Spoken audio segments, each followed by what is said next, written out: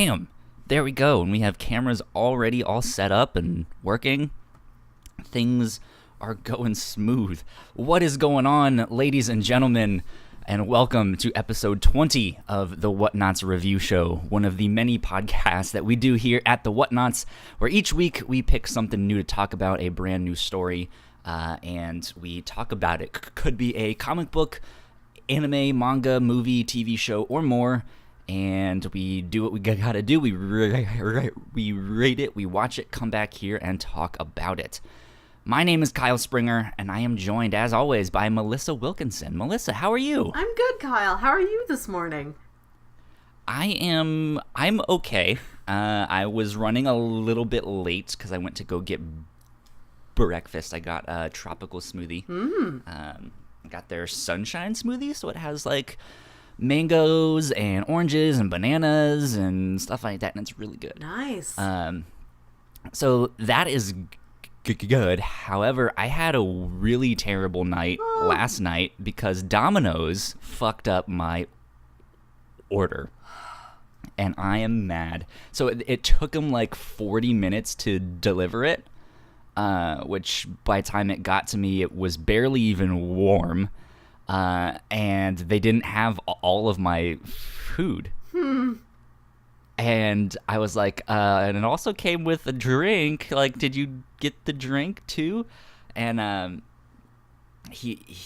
guess he was like, I mean, I can go get one for you. I was like, I mean, I paid for it. It's like, oh, okay. Well, we also can not charge you for it. I can call them and stuff. I was like, no, I paid. Like, I want it. Like, you know, go get me my drink. I hate to be a dick, but that's what I'm supposed to get, you know. And it shouldn't be that hard. Like, the Domino's is maybe a 5-minute drive from my house. Less than that. But the guy never showed up with my drink, so I eventually called Domino's and no one picked up. I was on the phone for like 10 minutes just listening to their, like, I guess it's their ring, but it's like custom advertisements, like, hey, try our new 555 deal. And I heard that thing like 6 times. And I was like, fuck this. And so I angrily tweeted at them, and then they tweeted me back this morning. So I'm supposed to DM them all of my info to see if they can rectify that. So we'll see. This smoothie is making up for it, though. You have bad luck with ordering things. I don't think you've ever told me a story. I normally don't. I don't think you've ever told me a story where you ordered a thing and it came correctly in an appropriate amount of time. I mean, maybe I just talk about all the bad experiences. I don't know. But yeah, it just, I guess with all of the technical difficulties on this show, things have just been going to shit. Like, somehow my life has been jinxed. The only good thing was that I got a raise at my job, yes. Which is fantastic, and it was a huge one too. So I'm super excited about that. But yeah, how are you? How was your weekend? It's good. I went and I visited my niece yesterday. I forgot to ask if she knew the word tiger, but she knows a lot of words. Oh, damn. Butterfly she's good at. I was on the edge of my seat. I was hoping to hear if she knew the word tiger. We didn't encounter a tiger. Yesterday was like a lot of bug picture books. So, butterfly she knows, caterpillar she's trying to work on. Interesting. Let's see. I'm looking up the info on the book that we read this week. Yeah. So I know who it was written by and stuff like that. Yeah. So no definitive answer on if babies know the word tiger yet, but we do have a definitive answer for our Twitter poll that we started last week. Land grass is, in fact, land sand. The people have spoken. They voted. Grass is land sand.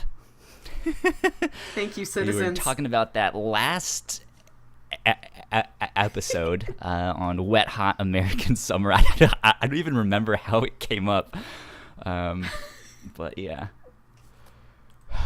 We have a definitive answer for that. All right. I don't know about you. I say we dive in. Yeah.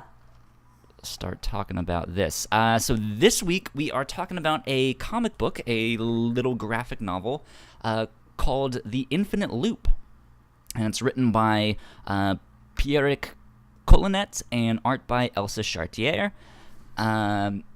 It was a little 6-issue, I guess, mini-series published by IDW about it's a science fiction series that asks the age-old question: what would you risk for a chance at true love?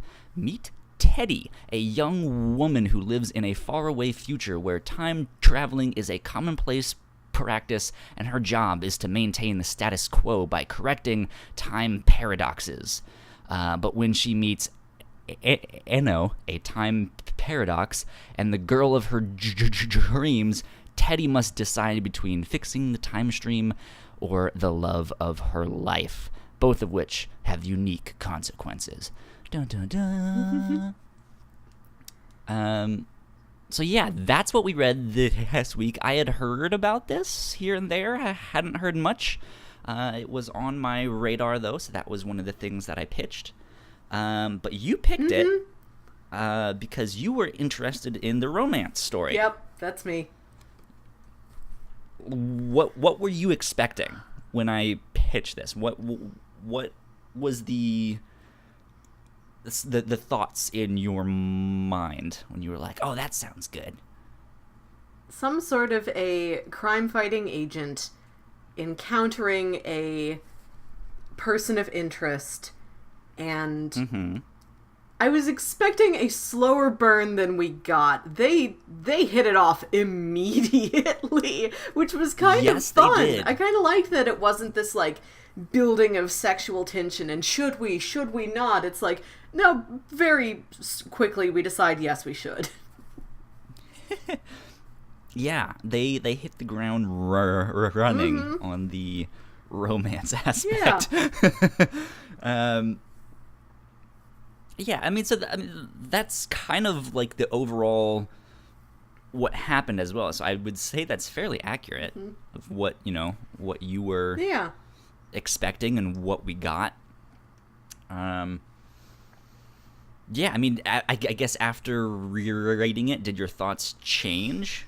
Did you have, I don't know, certain whatever? It was satisfying as a romance. I wish there was a little bit more to it, but it's not due to like a lack of depth in the writing. It's just due to the fact that this is a fairly short story. They put in as much as they could. Like I said, they really hit the ground running with the romance.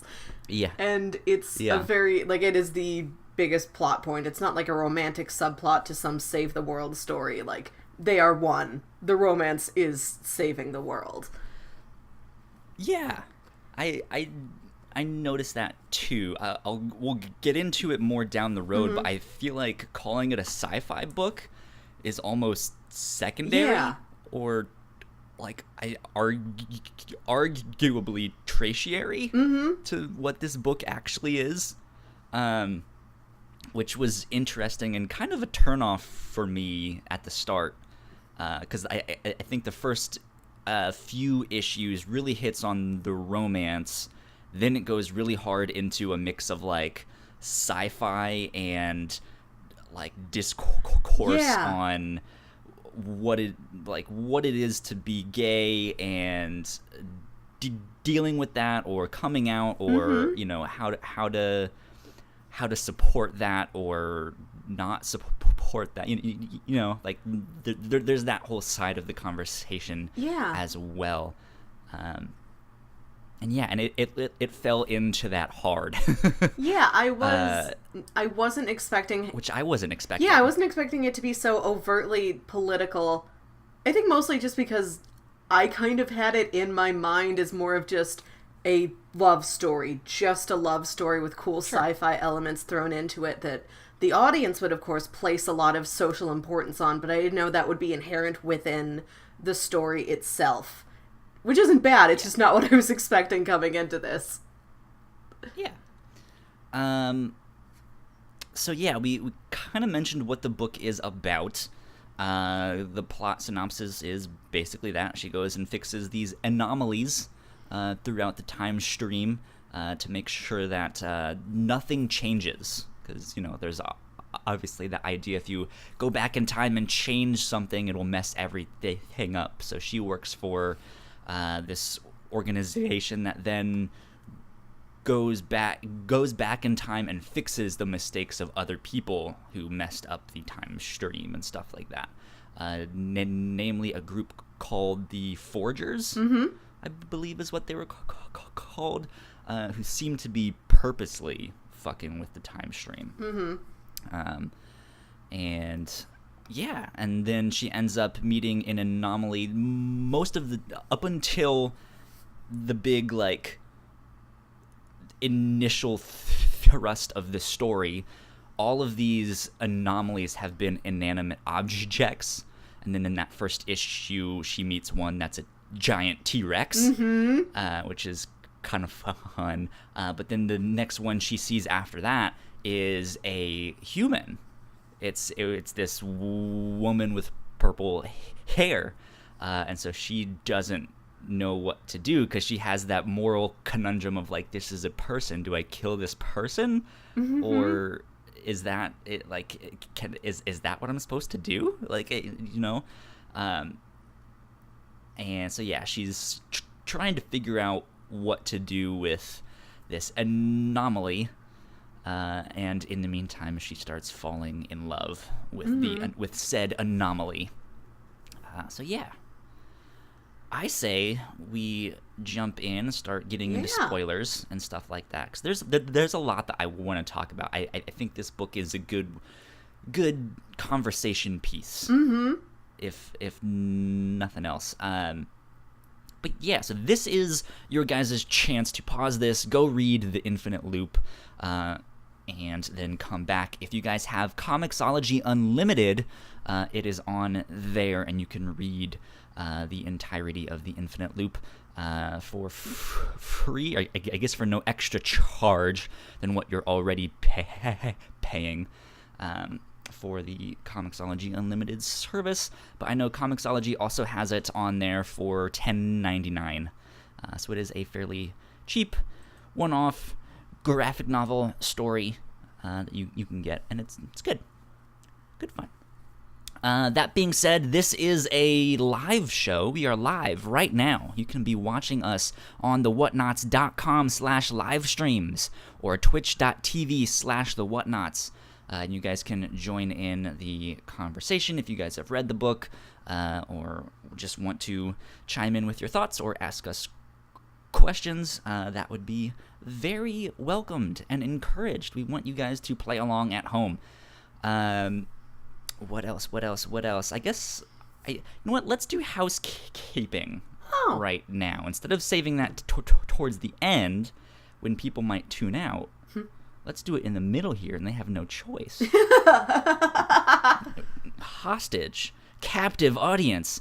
Okay, let's see. Let me pull up housekeeping. So housekeeping item number 1, our RSS feeds are fixed. Long story short, when we first started the Whatnauts, we had one RSS feed, and that's the one basically all of you guys have been subscribing to on iTunes or Apple Podcasts or wherever. That's the one we initially started with, but we've grown over the years and we have multiple shows now, so each of those shows now needs its own RSS feed. So what's happening is that original RSS feed is going to be shut down in about a month. In mid-September, that feed will be obsolete. It will no longer be updated, so you guys will need to resubscribe to our other shows. And you can do that by searching the Whatnauts in your iTunes podcast app or whatever podcast app you use, and all of our feeds will come up there. The one you should not subscribe to is The Whatnauts by The Whatnauts. But each of our shows, the Review Show, the Captain's Log, and the Reactor Core all have their own individual shows and will pop up when you search for The Whatnauts. So you can subscribe to all of them, or you can pick and choose if you only want to follow one or two of them.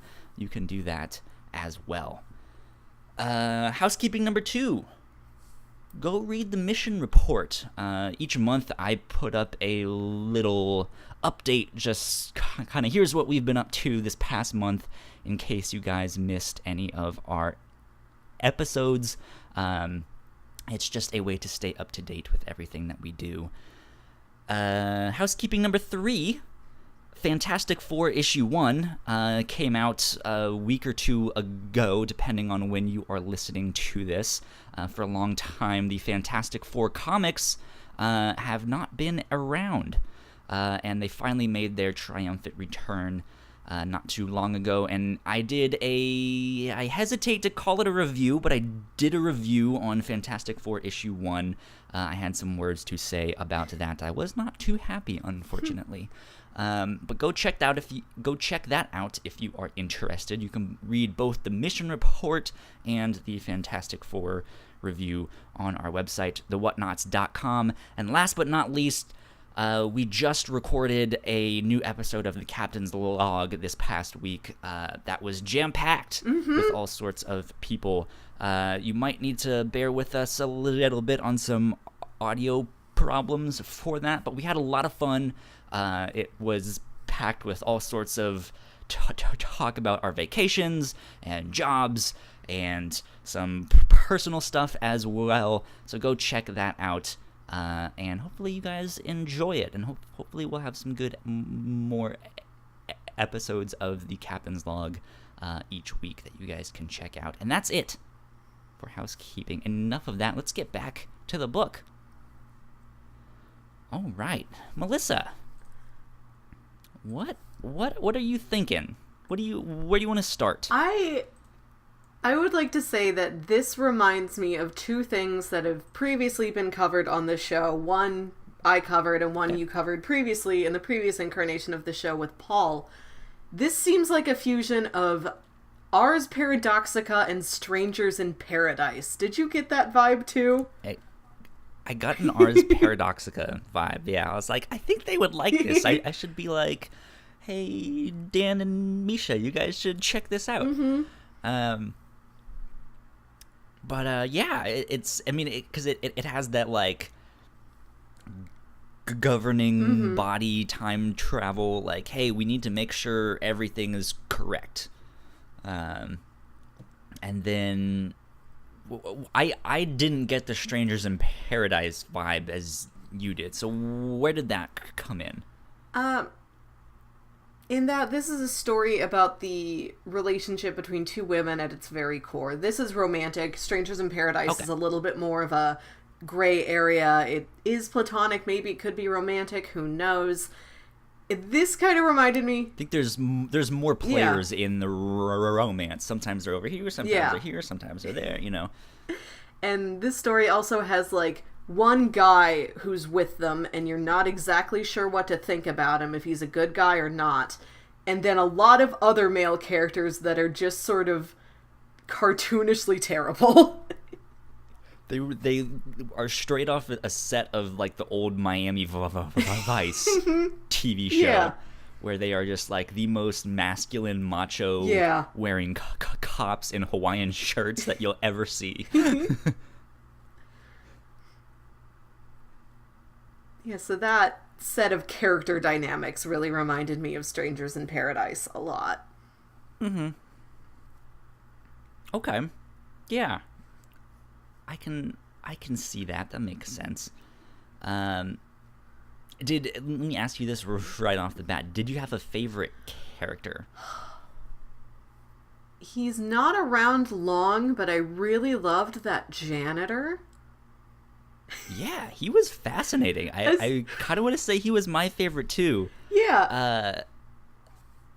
It's like it's a story that we don't see. Like we kind of see everyone else like being involved with this story, but then they're like, his story happened long ago. He's retired. Yeah.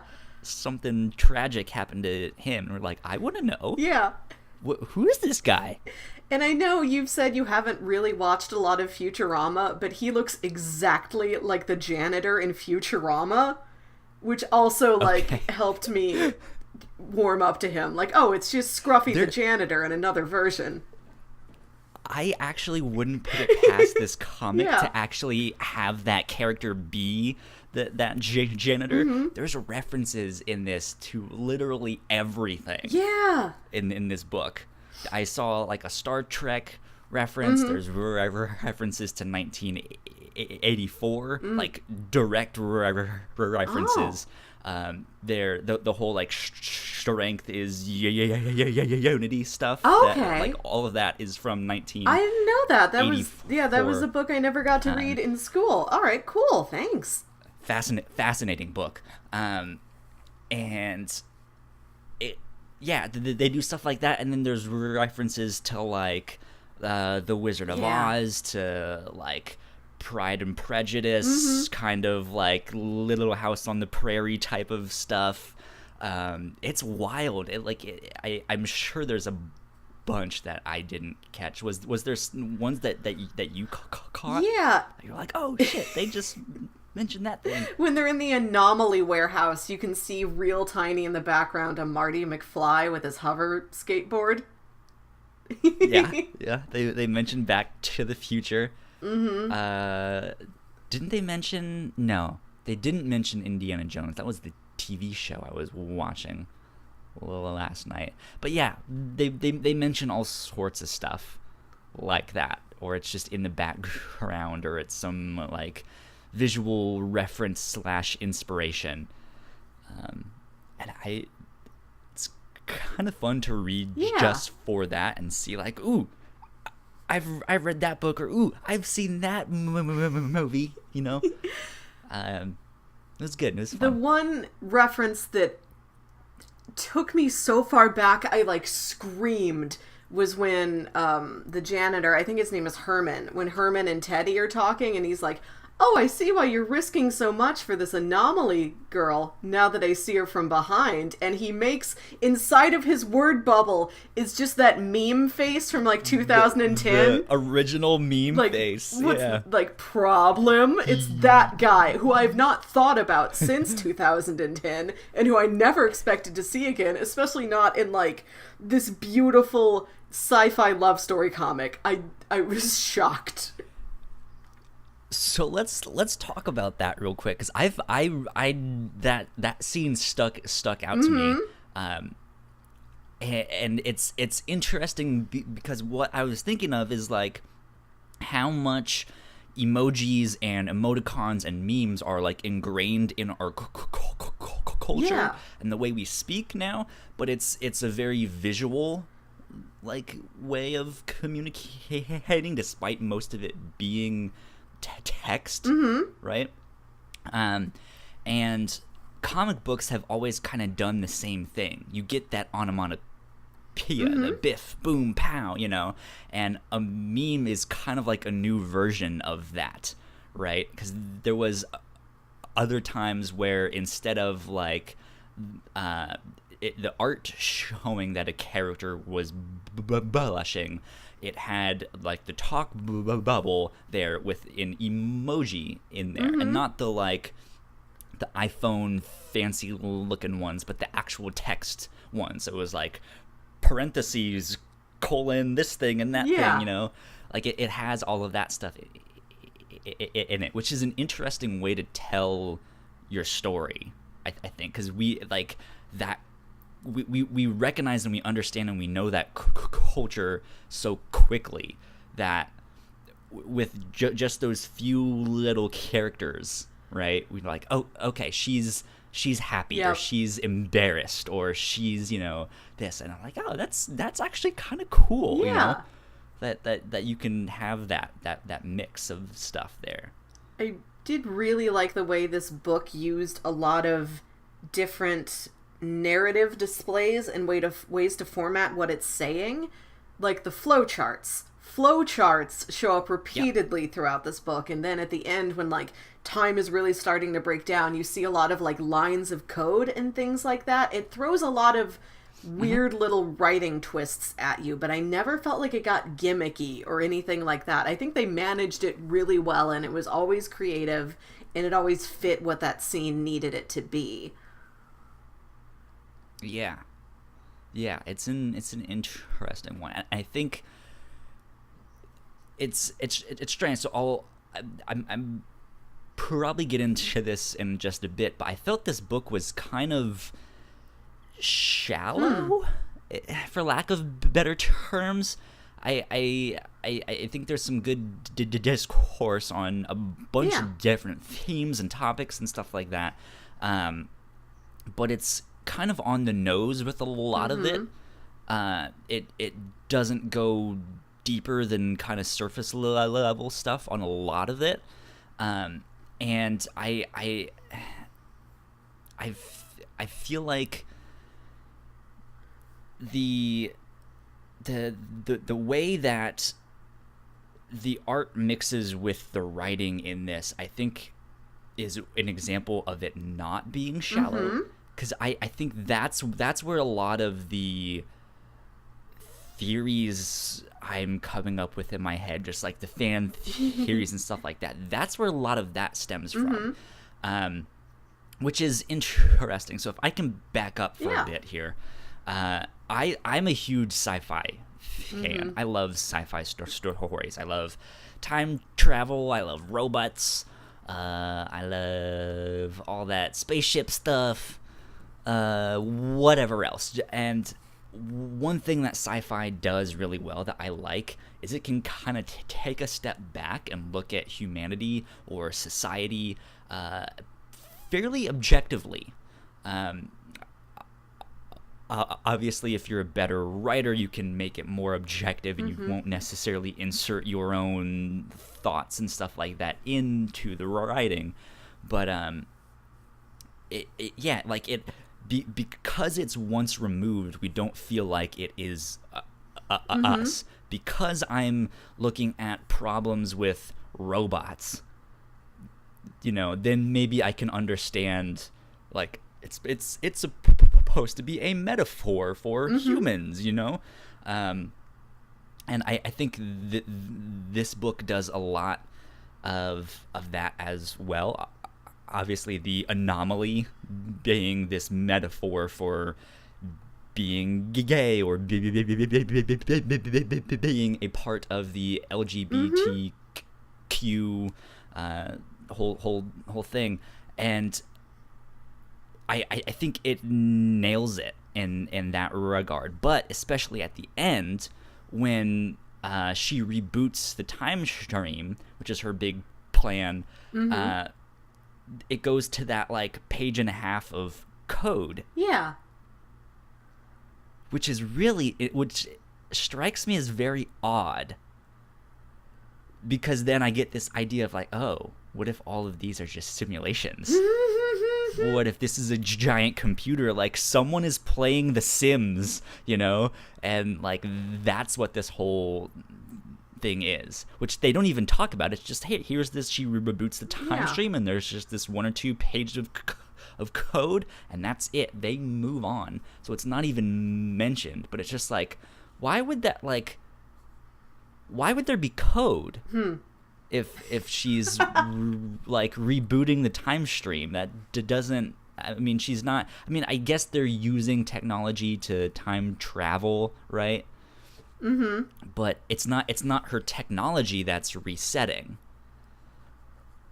It's the actual time stream, and so that's why I'm like, I don't know. Something's up here. I read that more as, they keep using the word reboot. That's what you would say if you were doing something like that. And the code is just like, okay, we're rebooting this. Let's take this literally. Let's write out kind of as like, not really a joke, but as this like fun background thing. Let's write out the code of what's happening. Let's translate this very emotional human thing into computer language.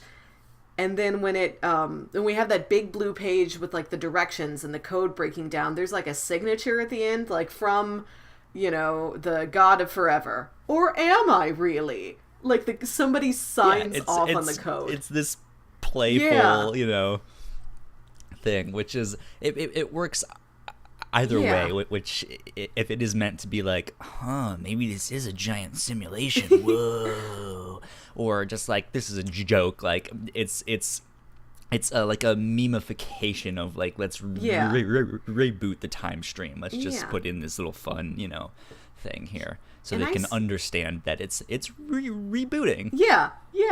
And I read that bit kind of as, like, that last signature, the sign off on the code, is almost like this sort of hand of God sort of thing. Like, there's...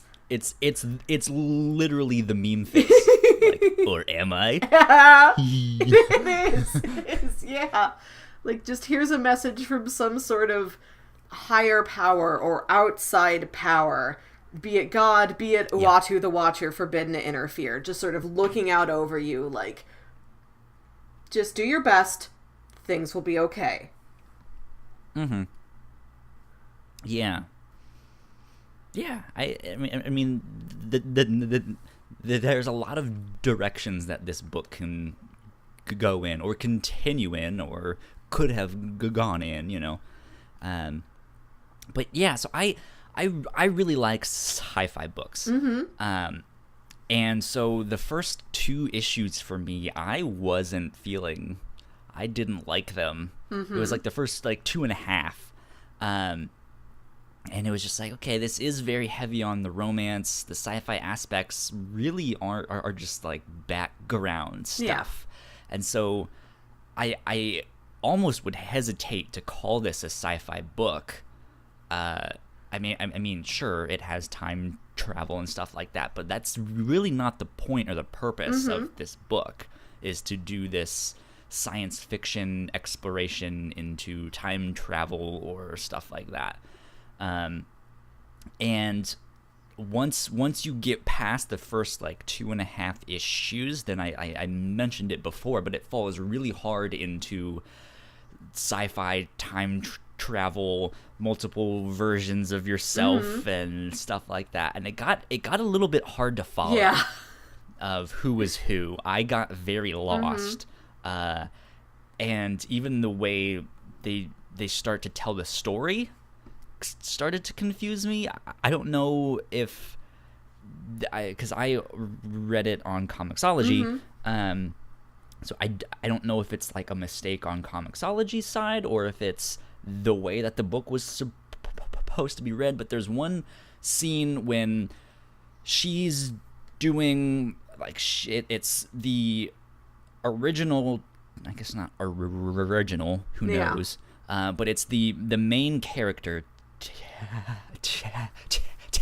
Teddy, fighting against all of the alternate reality Teddys, and I turn the page, and all of a sudden, it's a different scene. There's some black woman tied up and bloody, and she's getting beaten up, and it's just like, wait, what? Who, what? Like, I go from one scene to, like, a whole nother, like, plot in media res, like, in the middle of the action. I'm like, wait, it confused the hell out of me. Yeah. And then... and it's only like a 1-page thing, and then we go back, and then it eventually returns to that scene, and it explains some stuff of, like, how it got there. But it was just, I was like, is that page in the wrong spot? Like, was I supposed to? I don't know. I mean, I guess you and I read both the same version. I'm assuming on Comixology. Yeah. I think the story just gets kind of jumpy at around that point. And it would be nice if we had like some sort of a clock, just like a slightly better grasp of, okay, when are we now? Yeah, it's because, like, I from what, like, looking back now that I've read the thing, I like the story. I like what they're trying to do with it. I think its one downfall is that it's only 6 issues. It's short. which is both good and bad. Like it's a story, a complete story that I can hand to someone. They don't need to have read anything else, and they can read the book in like 2 hours and be done with it. And they just had this fun little sci-fi romp or fun romance story, but at the same time, yeah, like I want to know these characters more. Yeah. They really hit the ground running on that romance stuff, and that I didn't really buy. It's like literally within like 6 hours, they're already in bed together. Like, I'm so in love with you, and it's just like, what? I mean, sure, I can understand, and some, sometimes first dates go really well,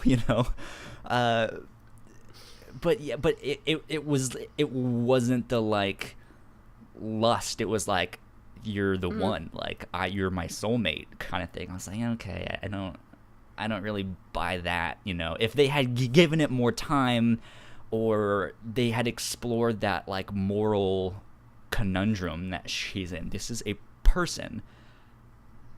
I shouldn't murder a person, but she's an anomaly. She's not supposed to exist anyways.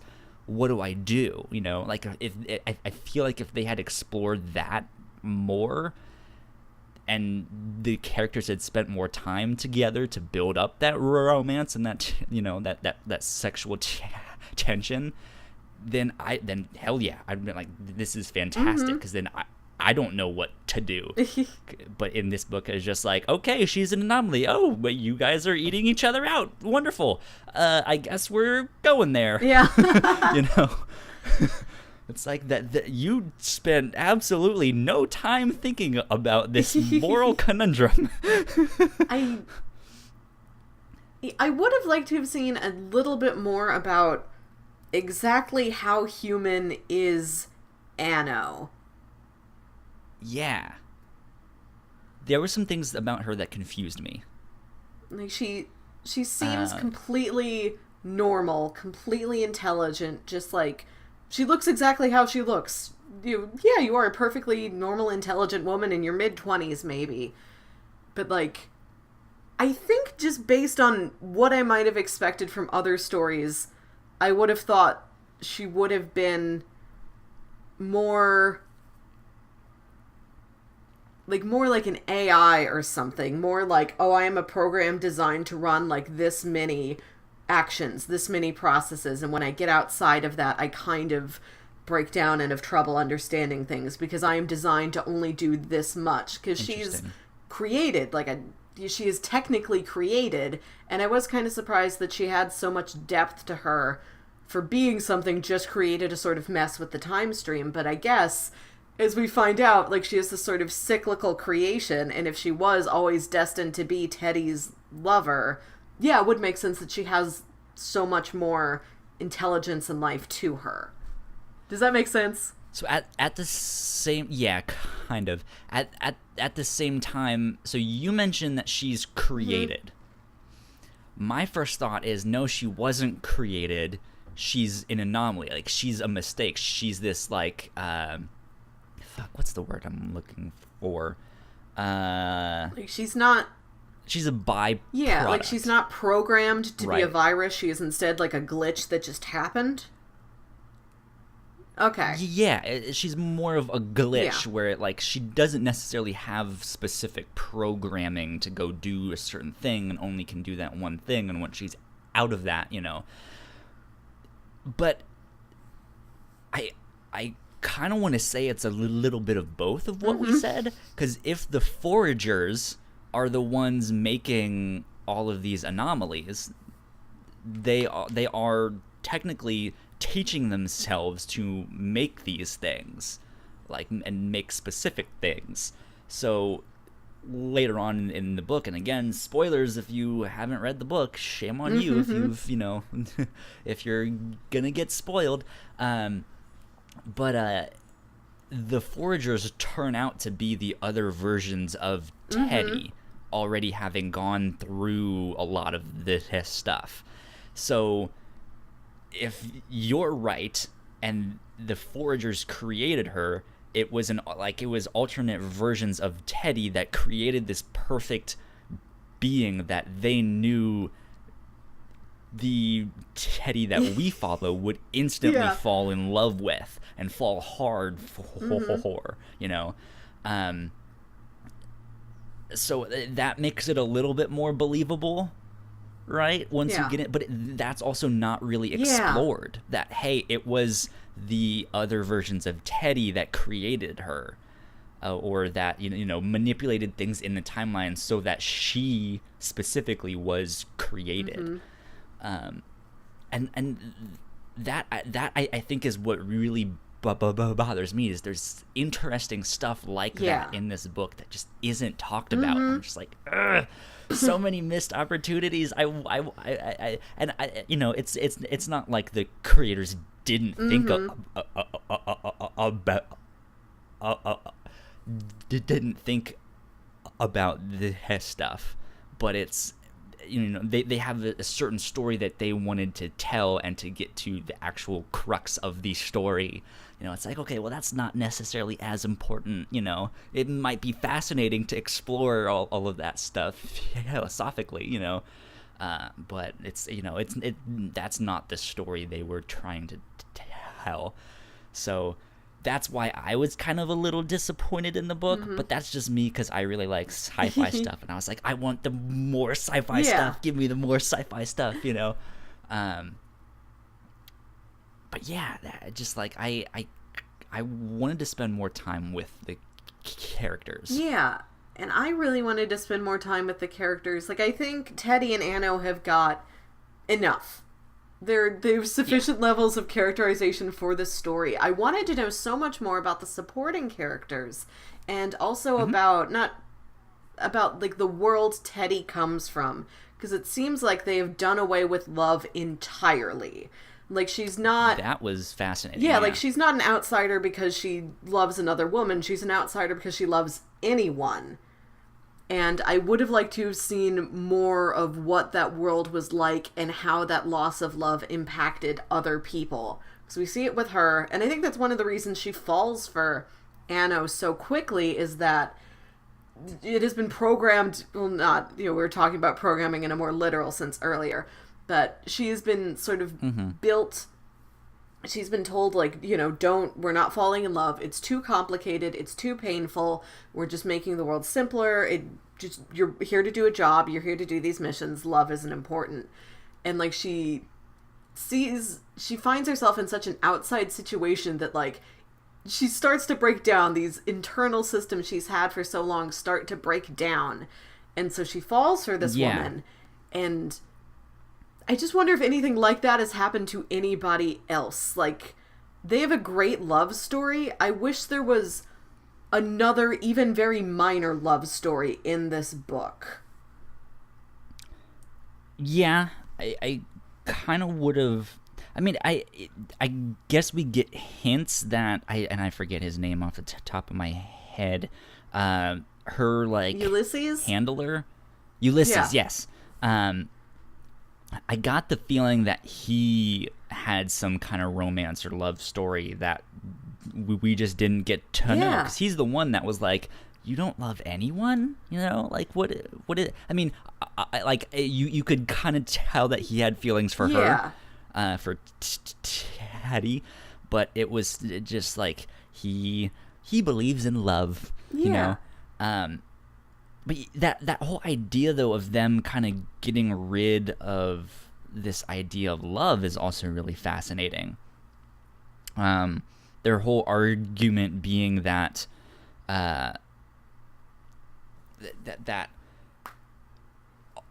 every culture or like each conflict that whatever culture has gone through all started because of someone's choice to love. Because you love one thing, someone else is going to hate. Because love, therefore hate. Yeah. And it was like, well then, why don't we just get rid of love? And that seems when you look back at what this book is about, at first you're like, well, that doesn't really fit with the whole story, but I feel like it actually does. Because it's this idea of like breaking out of this infinite loop, as they call it. This idea that nothing can change, right? Because change is bad. There is one rigid way to do things, and it is the one we've always, air quotes, known. And if you go out of that cycle, it's wrong. So when we first see that, it's kind of this, it's almost backwards from what this book ends up being about, but like not backwards, but more of a like a mirror image. I guess it seems backwards, but it's still the same thing. It's hard to explain. Yeah. But I thought that page and that panel is fantastic. So I have it pulled up on my phone here, and Ulysses and Teddy are in the diner, the like 1950s diner, and it's not just the 1950s style diner. They went to the 1950s to go to a diner and have burgers, which is fantastic. But yeah, like they're kind of talking about the, as Ulysses says, the notorious infinite loop, and they're like, yeah, we're done with hatred, done with love, and he says it's for the better. Also, I know you find our time period dull and bleak, but at least it's at peace. And that the top like 3/4 of the page is all colored in. Yes. Like it's what we would see, what we normally see. But then that bottom page is all in black and white. There's no color except for a box around Ulysses, and his box is in color. Yeah. And I thought that panel was fantastic, because it's not actually Ulysses that sees the world in black and white. It's her. It's Teddy, right? There is no love. There is no hate. It is just this boring, bland world. And he sees the colors of love, as you might say in this book. But then it ends up working in this really cool metaphor when she starts breaking out and she sees all of these colors and stuff, right? I was wondering if by chance when she meets Anno for the first time there was a similar effect, and I don't think there is. No. I'm looking at so she's in the city, it's colored. No, everything is colored when she first meets Anno. But then I was wondering if they also did something similar once they reset the timeline. Let me see. I don't remember them here. playing around with color like that at any other point. But yeah, talking more about Ulysses, he does seem like a guy who he's very hopeful, and people are hopeful about him, which I liked, because he screws up. He screws up at a number of moments, but nobody ever really holds it against him that badly. Like, they all believe, okay, this guy's gonna figure out he screws up. This guy's gonna change. This guy's gonna come to help us out eventually. And I liked that. I liked that he wanted to help people, and other people believed in his ability to help them once he put his mind to it. Yeah, he's kind of one of those people. He might not understand necessarily what's happening or what you're going through, but by that one panel where everything is in black and white, but his is still in color, it's just this idea that he might not understand what it's like to be gay or something like that, but he believes in love. Yeah. Believe in a thing called, So yeah, I mean, so he at the end, as you said, like he'll still come and help, but he's like, I don't understand what's happening, but I'm here to help, you know. Yeah. But he yeah, like I would like to hear more from him, because he also does go through this kind of what is happening. Like, I don't understand. This is not who you are, you know. Yeah. So yeah, I wish we got more time with the characters. I wish I knew what Ulysses wanted besides joining, I think it's Unit 70, is those two Miami Vice guys. And he's got, like, a little bit of a puppy dog crush on Teddy. But, like, when he kisses her, he realizes that was a bad choice. And then he doesn't seem to, like, hold on to that puppy dog crush anymore. So he's got this general want to, like, I want to help people. I want my friend to be happy.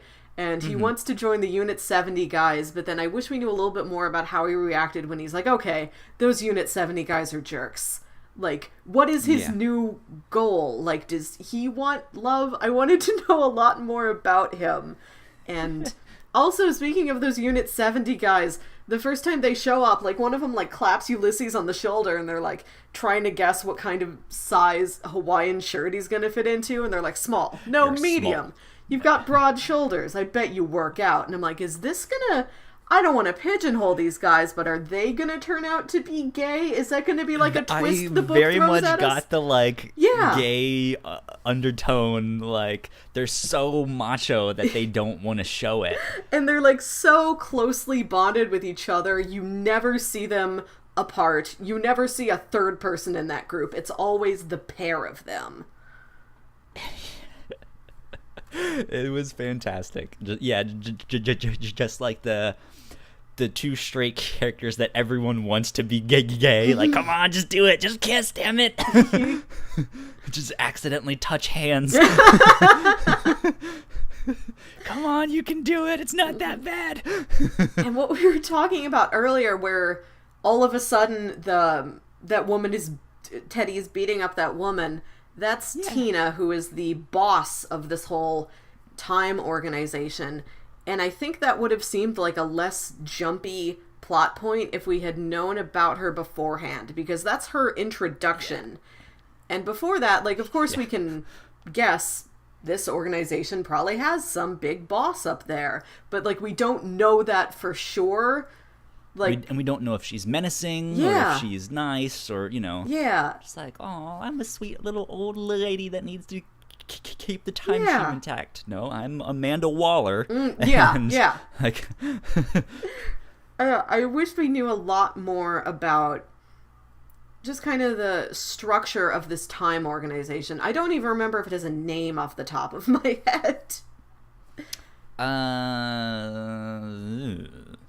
I feel like they said something. They must have at some point.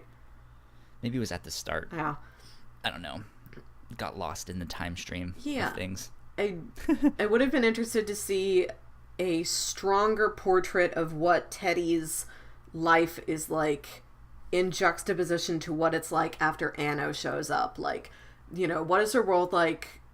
How strict is her working space? Does she have off hours? What does she do in her off hours? Does she have any friends that aren't Ulysses? Like, just a tiny bit more of that I would have liked to have seen, to just have a real display of, okay, now I've met this woman and things are completely different.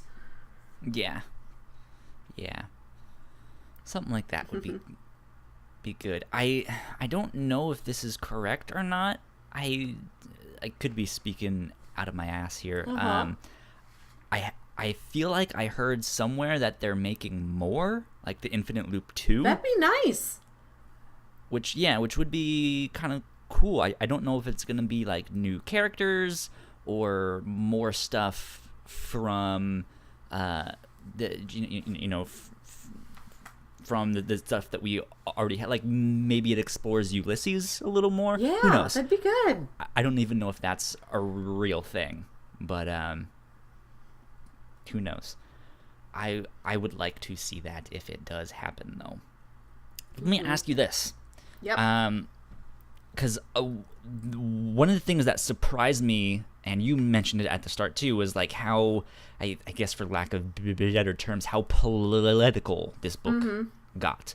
It very much surprised me with how much this book is actually about like how to cope with, or not cope, but how how to come to terms with being gay, or how to come out, or how to deal with a friend of yours who is now identifying as genderqueer or something else, and I was not expecting that it got, like they're quoting Malcolm X and all of these different books and all, and I was just like, whoa, okay, there you go.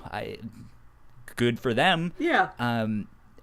How did you feel about all of that? 'Cause when I look back at this book now, that's what I think about this book. I wouldn't say this is a sci-fi book. I'd be like, hey, this is a like lesbian romance book with a lot of discourse on, maybe you're scared to come out, read this book. Maybe you're dealing with your sexuality, you're struggling with it, or your gender identity, read this book, right? I think it's more about that than it is the time travel stuff. So yeah, what are your thoughts? I've just personally always had a taste more for stories that are more stories. Like, they have themes, they have values, they have things they definitely want you to think about. I just typically haven't gone as much for stories that are like, and now I am very overtly telling you something. Don't be afraid to come out of the closet. Don't be afraid to stand up and fight back. Yeah, and it's not anything against that. I recognize that definitely has value, and that is the story people want to tell, and that is the story people want to read. I read a story to relax, and I always feel weird when a story is like, and now here's a list of things I want you to do. It's like, oh, I didn't know I would come away from this with homework. It was a little on the nose. Yeah. And which, I don't mind. I think the themes in this book were fantastic. I guess I should let it be known that that experience is really not my experience, so I don't really identify with that all that much. But I think, a lot of the story kind of got drowned out in the themes and the messages that they were trying to do, which I mean, it's not bad. These themes aren't bad. These messages are good things that I think people should take note of. It was just like, I kind of didn't want to be spoon-fed this stuff. Yeah, I can see that. It's like everything they're saying is very important, but it also, being so important, also makes it feel kind of heavy. Yeah. I hesitate to say I want it more subtly done, but I guess that's it. Like, I want these messages in this story because I think the analogy is perfect, right?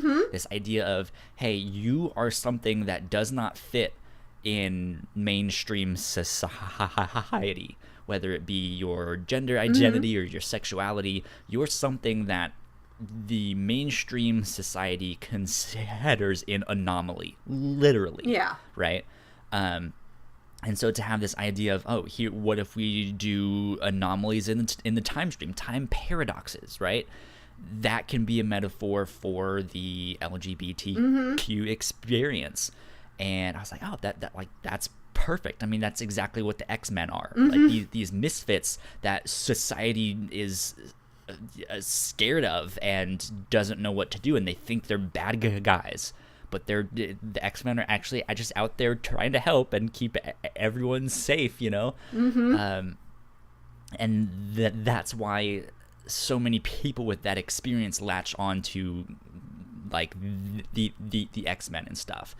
And sure, some of those stories can be more overt too, but I feel like if they gave this story room to breathe, more time with the characters, more time to kind of explore that metaphor and that the sci-fi aspects of that metaphor, I think we would come to those conclusions, that not necessarily on our own, but more so with the feeling that I wasn't just spoon-fed, you know, something. Yeah. If that makes sense. Yeah. Yeah. What are you thinking about? It really does hammer its point home, and like I completely understand and respect that. Like, you have this opportunity, you've created this platform for yourself, like, go for it. Like, say everything you want to say. Like, that is your right to do. But it does kind of overtake the story a little bit at some points.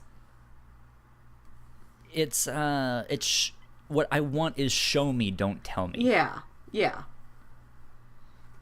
Yeah, because like it got, as we've said a million times now, very heavy-handed, where it's like, don't be afraid to come out to your family and your friends. It's like, okay, you have an extremely valid point, you know, but you're literally just here telling me this. Like, you could have just tweeted about it, and I could have gotten the same thing from that. But you've made this comic book, right, where you have these characters. Show me their story. Don't you know? Yeah. Necessarily force feed me this thing about, hey, you should stand up and fight back and stuff like that. You can have those messages in there, but you don't need to explicitly say them to me to have me understand them. Yeah. I mean, hey, there are some people out there that you need to explicitly say them to to have them understand it. So I get that as well,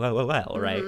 But yeah, I think for the most part, I want the show me, don't tell me thing. And the book is giving you a lot of things that anybody could give you. And it's not giving you quite enough of the things only it can give you. Like, we're sitting here talking about, oh, I wish I knew so much more about Ulysses, and it could have spent more time on something like that. Like, who is this man? Does he want to fall in love with somebody? And like, you can mention Harvey Milk and the audience can be like, oh, okay, I'll go look up Harvey Milk later because that's information anybody could give me. Only you can tell me more things about Ulysses, and you didn't. Exactly. I think that nails it. Oh boy, but yeah, I mean, that being said, I think it's a fairly good read. I had fun reading it. I love the artwork. Yeah, the it is artwork a fantastic looking book. I love all the character designs, especially getting to see like dozens of alternate universe Teddys in slightly different outfits and haircuts. I really liked. Yeah, that was fantastic. Let me ask you this: did you have a favorite Teddy that popped up? There's a couple of them that are like the main ones there, and again, one more thing. That whole like she has these different versions of herself in her head, and she's kind of going crazy. She has like, she even says like, "Hey, I have a loose screw here." They do it that one time, and then they don't explore it again. Then it's like, oh, there actually are physical manifestations. You know, it goes into this thing, but they didn't explore. Hey, Teddy might actually be crazy. Is she making all of this up? You know, is all of this in her head? I don't know. We didn't go there. Yeah, I would have liked a tiny bit more about, like, she kind of imagines these alternate versions of herself in her head. And I would have liked a bit of a moment of realization of when she's introduced to, hey, I'm another version of you, that she's like, oh, did I guess really right then? is like, hippie Teddy out there somewhere? Can I go find her? I think my favorite Teddy variant was, they call her the ingenue, and it's the one in the Austen dress, like the Regency period like dress, the princessy Jane Austen, one. Really, I like that one. I think I liked the punk one because she just shows up and is like, I don't want to be here. Yeah. So, good stuff. Do you have any final thoughts on this book before we get on to pitching what we'll do for next week? I do. So in Comixology, it includes at the beginning this foreword by an author named Kelly Thompson. Did you read that? I kind of skimmed through it. Kelly Thompson wrote this book I read a couple years ago, and I had forgotten about it. And then when I read her name again, I'm like, oh, that's the woman who wrote this thing. I forgot how much I loved that book. And it's this novel called The Girl Who Would Be King. And It is about these two teenage girls who both develop superpowers. And one of them is very strongly a good girl. Not in that, like, oh, I don't stay out past curfew and I get good grades. She is a hero.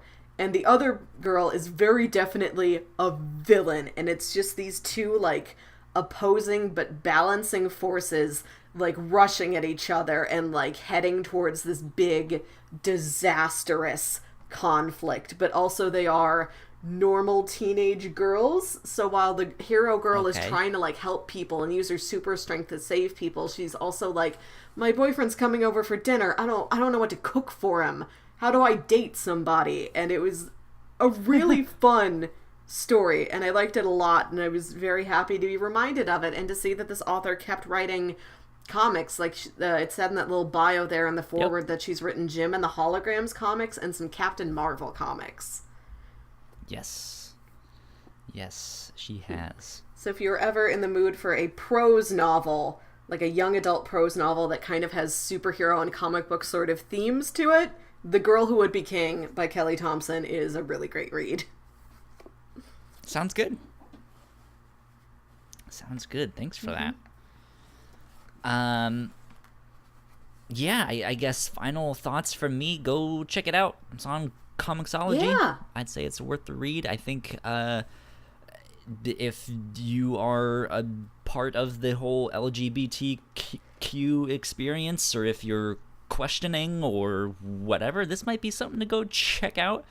Or if you know someone who is, this might be something to hand to them. Good, fast read. But yeah. Go check it out. It's pretty cheap. It's on Comixology Unlimited right now at the time of recording this, when this comes out, stuff like that. But yeah, Melissa, it is your turn to do some pitches for this next week so we can figure out what we'll do. I have a movie. What do you got? I have a movie and I have two scripted podcasts. Okay. So the movie, all the talk of anomalies in this book really reminded me of Wreck-It Ralph and Vanellope glitching out. Okay. Wreck-It Ralph. Yeah. And this is just a movie I've been wanting to revisit recently anyway. The sequel's coming out later, and I am moving soon, and this was one of my favorite packing and unpacking movies to put on, like while I was moving in and out of my college dorm, and then moving all my stuff back home, and then moving from my home into my first apartment. Wreck-It Ralph was usually on in the background, and I'm like, okay, it is time to move again. Let me return to my, like, comfort food favorite that still has, like, plenty of layers for us to dissect. There's a lot in this movie, and I really like it, and I think it'd be fun to talk about. Sounds good. That's pitch number one. And then two audio dramas, again, because I'm going to be packing. I can very easily absorb an audio drama while I am packing. Yep. So these are efficiency choices, but they are both real strong shows, and they're ones I've listened to and I like a lot. Pitch number two is a podcast called Wooden Overcoats, which is I love that show. term for a coffin, and it's a euphemism. Yeah, and it is a British show. It's really like an audio sitcom. Like, these aren't audio dramas, these are audio sitcoms. And this is a show about this tiny British island that for years has had one little funeral home on it. That was the one was all they ever needed, and it's not good, but it's the option you've got. And then suddenly a new funeral director, bodies in the ground in the ground on time. Yeah. And then a new funeral director, bodies in the coffin in the ground on time, moves in across the street from them. And he's just the nicest guy, and he's really great at his job, and he really supports the community, and he's perfect, and you hate him. Yeah, I tried to pitch this to Paul, I think at least twice, and it was never picked. So yeah, I love this show. It is hilarious. It is so funny. And we could listen to season 1, and that's just 8 episodes about half an hour long. And fantastic stuff. Pitch number 3 is another sort of audio sitcom. This is a brand new show. Its final episode of this season, at least, just dropped, and this is a show called Bubble. Have you heard about this one? No, I haven't heard of that. This is on the Maximum Fun network, and there's a show on that network called Jordan Jesse Go, which is the sort of 2 guys and a guest hang around and goof off, sort of that format, a very loose podcast. And the titular Jordan is this guy named Jordan Morris. He's a comedy writer, and he wrote what he wanted to be a television pilot, and he shopped it around to a couple places, and everyone's like, this sounds great. I don't think we could ever do this, because it's got some sort of sci-fi and fantasy elements in it, and like, how would we ever sell this? This is too much money to produce. So he's like, and he talked with his podcasting friends, and he's like, we could make this an audio show pretty easily, right? We just need sound effects. We don't need men in rubber suits. So it is an 8-episode sort of sci-fi fantasy comedy. And what it is about is this world where there are these wilds full of like dangerous plants and animals, and civilization has built up these big bubbles, and inside the bubbles are these planned communities, and there is a service called Hunter that's an app you have on your phone, like it's Uber or something, and when a monster has snuck in from outside the bubble, from out there in the wilds, you click on Hunter, call a hunter who comes over there and destroys this monster for you. So it's described as Buffy the Vampire Slayer for like modern hipsters living in the gig economy where they just make their living out of service apps, basically. I've listened to all of it, but the final episode, I haven't listened to that one yet, and it's really fun and really creative, and it's got excellent cast and acting and sound design and all of that. Yeah. Cool. I think I'm gonna go with that last one. You want to pick Bubble? Third one. Cool. Yeah. I've never heard of it, so that'll be interesting. I'm also not a huge, like, fantasy fan, so I want to pick something that's, like, not in my comfort zone. So yeah, like, it is more sci-fi, but it's less about, like, it's less hard, shiny sci-fi. It's not, like, computers and robots and stuff. It's more like, here's a creature. It's creature sci-fi. Yeah. Okay, that makes sense.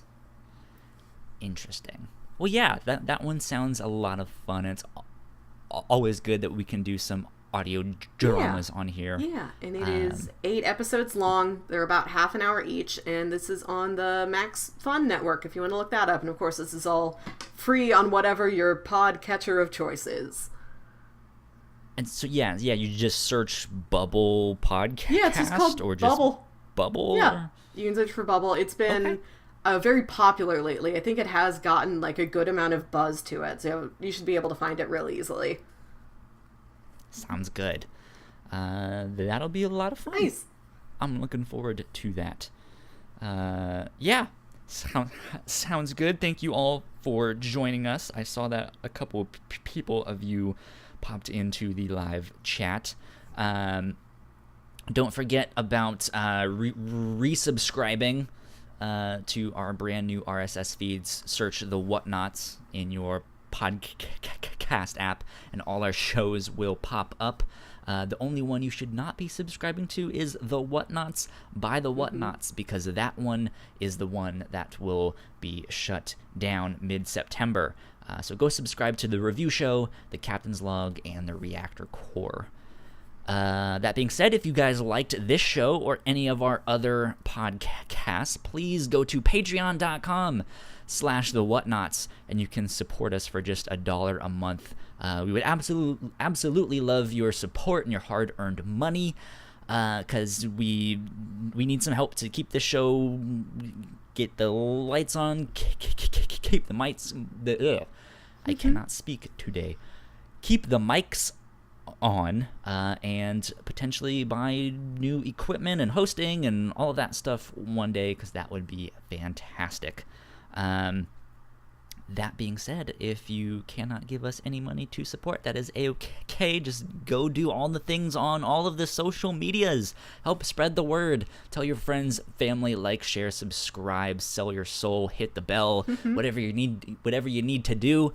If you guys missed the live streams, this goes up as a podcast and on YouTube the following week. Or if you can go on Patreon, you can get it early. But yeah, so thank you guys. Next week we will be talking about the audio drama podcast Bubble. So go check it out. That should be fun. Yeah, sweet. I guess we will see you guys next week. Melissa, where can the lovely people find you on the internet? I am on Twitter at Wilkywit, WILKYWIT. I also have an Instagram under that same name. So I went on vacation recently. I saw a Panic at the Disco concert and a really crazy art museum, so if you're interested in those things and all the wonders that Tulsa has to offer, you can go see all my vacation pictures, I guess. If you listen to that Captain's Log episode and you're like, I would like to see these things, that's where they are. These giant wicker sculptures and crazy eyeball things and whatnot. Sweet. If you guys want to get in touch with me, I am at Hush315 on Twitter, and you guys can follow at the Whatnauts for all sorts of updates from all of our podcasts on Twitter as well. This has been the Review Show, and we will see you guys next week. Adios, guys. Bye.